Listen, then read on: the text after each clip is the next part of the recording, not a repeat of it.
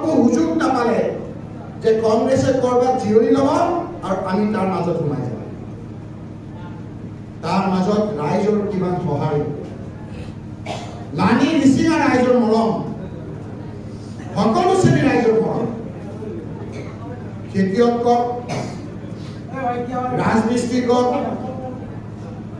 বিভিন্নজন আপোনাৰ কৰ্মী কওক, সৰু সৰু দোকানী কওক, সকলোৱে আপোনাৰ